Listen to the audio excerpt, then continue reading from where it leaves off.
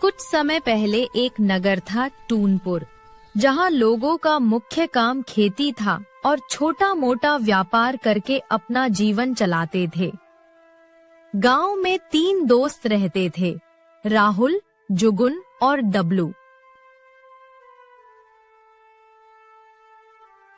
गांव के बाहर किनारे एक हवेली थी।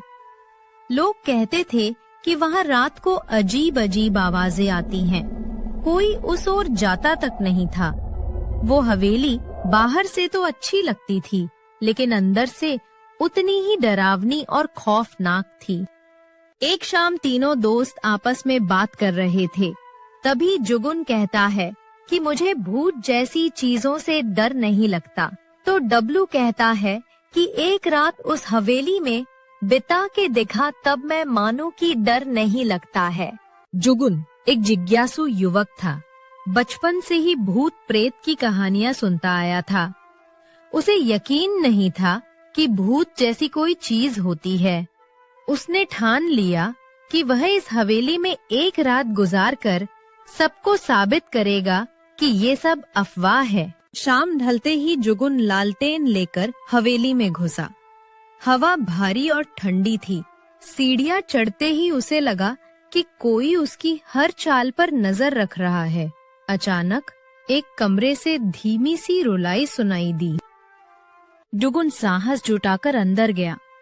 वहां एक सफेद कपड़ों लड़की जैसी परछाई बैठी थी। उसका चेहरा धुंधला था।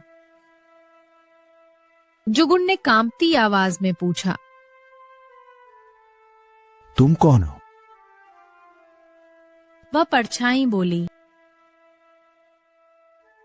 मैं इस घर की अभिशप्त आत्मा हूँ।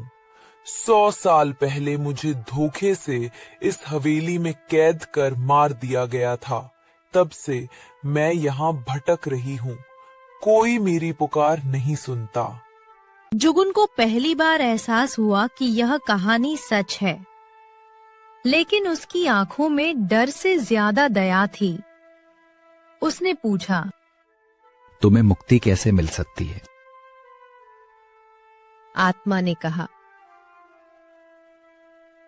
बस कोई मेरे दर्द को समझे, मेरी आत्मा के लिए प्रार्थना करे और सच्चे मन से मुझे क्षमा दे दे, तभी मैं इस कैद से आजाद हो पाऊंगी। जुगुन ने हाथ जोड़कर कहा, हे देवी, अगर तुम्हें इस दुनिया में अन्याय मिला तो मेरी ओर से क्षमा करो। भगवान तुम्हें शांति दें। जैसे ही उसने ये कहा, कमरे में हल्की सी रोशनी फैल गई। आत्मा का चेहरा साफ दिखा। वह एक सुंदर लड़की थी। उसका धुंधलापन मिटने लगा और वह चमकदार रोशनी में बदल गई।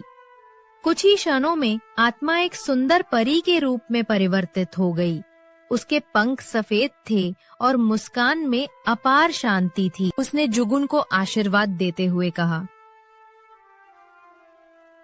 आज तुमने मुझे मुक्ति दिलाई। अब मैं जा रही हूँ। ये हवेली अब भूतिया नहीं रही। ये कहकर वो आकाश की ओर उड़ गई। हवेली में फैला अंधकार खत्म हो गया और जगह पर शांति छा गई। सुबह जब गांव वाले आए तो उन्होंने देखा कि हवेली की दीवारें चमक रही हैं, मानो किसी ने उस पर नया जीवन बिखेर दिया हो। जुगुन ने सबको बताया कि आत्मा को मुक्ति मिल चुकी है। उस दिन के बाद से वो हवेली डर का प्रतीक नहीं, बल्कि शांति और भक्ति का प्रतीक बन गई।